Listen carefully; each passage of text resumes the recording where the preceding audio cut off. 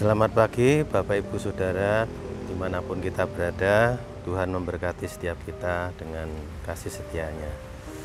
Pagi hari ini kita akan merenungkan firman Tuhan. Kita akan memberikan judul kehendak bebas, kecenderungan hati manusia. Kehendak bebas, kecenderungan hati manusia. Saya bacakan di dalam kitab Kejadian pasal yang ke-6, ayat yang ke-5 dan ayat yang ke-6. Ketika dilihat Tuhan bahwa kejahatan manusia besar di bumi dan bahwa segala kecenderungan hatinya selalu membuahkan kejahatan semata-mata, maka menyesallah Tuhan bahwa Ia telah menjadikan manusia di bumi dan hal itu memilukan hatinya. Amin. Pada hakikatnya Tuhan menciptakan manusia serupa dengan gambar Allah. Tuhan memiliki tujuan menjadikan manusia di bumi untuk menjadi rekan kerja Allah, untuk menjadi sahabat Allah, untuk menjadi umat ciptaannya yang membahagiakan, yang memuaskan hatinya, yang menyenangkan hatinya Tuhan. Tuhan bisa melihat sampai kedalaman hati seseorang, di dalam hati saya, di dalam hati Bapak Ibu Saudara. Apakah hati Bapak Ibu Saudara dan saya selalu memfokuskan, mencondongkan, mengingini untuk menyenangkan hati Tuhan? Bapak Ibu Saudara, ternyata kecenderungan hati ini diperhatikan oleh Tuhan. Ada satu contoh dalam Alkitab tentang kisah anak bungsu yang hilang. Dikatakan bahwa anak bungsu itu menjual seluruh bagiannya. Setelah meminta warisannya, dia lalu pergi ke negeri yang jauh. Ada pesan di balik kalimat negeri yang jauh ini. Pesan lain terdapat dalam kalimat, di sana ia memboroskan harta miliknya itu dengan hidup berfoya-foya. Jadi kisah anak bungsu ini meminta warisannya lebih dahulu, bahkan sebelum ayahnya meninggal, supaya ia pergi jauh. Mengapa dia pergi jauh? Apa yang dia lakukan? Dia berfoya-foya.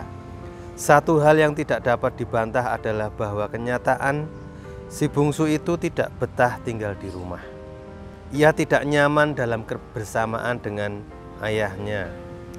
Oleh karena itu ia meminta hartanya tanpa mempertimbangkan perasaan ayahnya.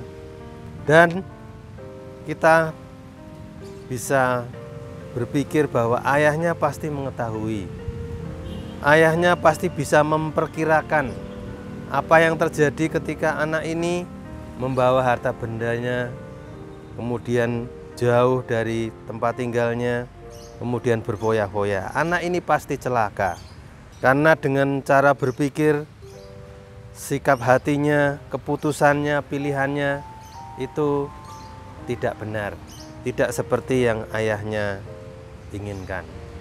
Namun dalam kisah itu, sang ayah yang sebenarnya melupakan simbol gambaran dari kasih Allah Bapa, ayah itu tidak mencoba untuk menghalangi kepergian anak si bungsu ini. Tentu di dalam benak anak bungsu ini merasa bahwa dirinya pasti akan baik-baik saja. Padahal kenyataannya sangat mengerikan. Tuhan Allah Bapa kita memiliki tatanan. Tuhan memiliki konsistensi terhadap tatanan tersebut, yakni dengan memberikan kepada setiap individu kehendak bebas. Apakah seseorang merasa membutuhkan Tuhan dan mau tetap melekat kepada Tuhan, atau memilih jalan untuk pergi ke negeri yang jauh, dan itu merupakan keputusan pribadi. Anak bungsu itu benar-benar tidak berada di sekitar kota atau negeri tempat ayahnya tinggal. Anak bungsu ini sungguh-sungguh ingin bebas, lepas dari kontrol dan belenggu dari orang tuanya. Ia inginkan kemerdekaan menurut konsepnya sendiri. Namun sang ayah tidak berupaya untuk menghalanginya.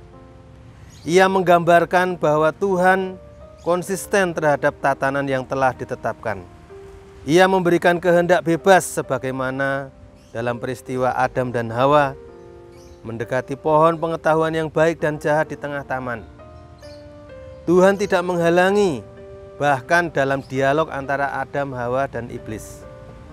Yang diwakili Hawa dengan iblis yang dipersonifikasikan oleh ular.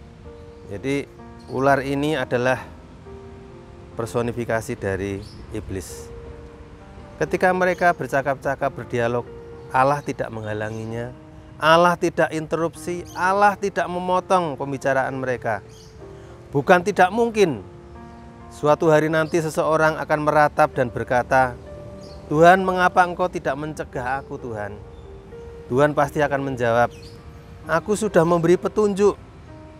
Sebelum kau berdosa, sebelum kau melangkah salah, sudah ada firman-Ku, sudah ada teguran dan larangan dari Tuhan.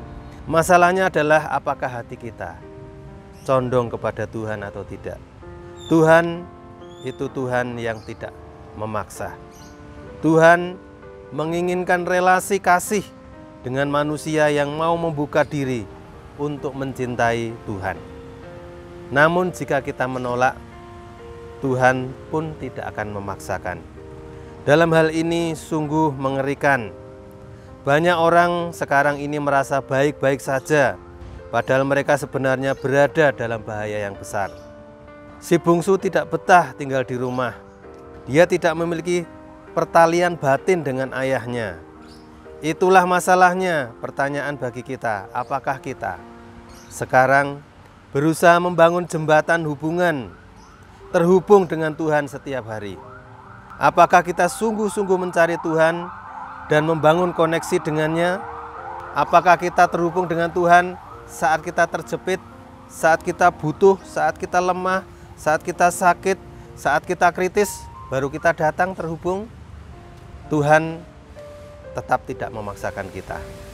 Tuhan ingin ketika kita datang bukan hanya saat butuh, pas datang, enggak.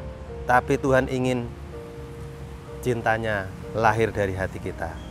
Kita mencintai Tuhan lahir dari hati kita, bukan karena kondisi kita yang sedang membutuhkan pertolongan, tapi karena kita mencintai Tuhan. Bangun relasi dengan Tuhan, koneksi dengan Tuhan. Itulah hati yang cenderung melekat kepada Tuhan. Amin.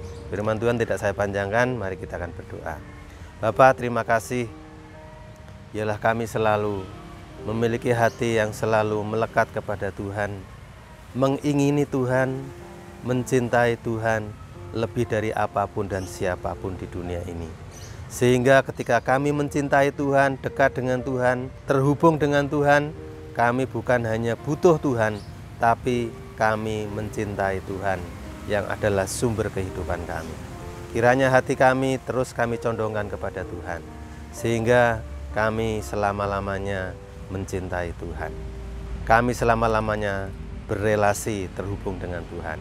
Terima kasih Tuhan, dalam nama Tuhan Yesus kami berdoa, haleluya, amin.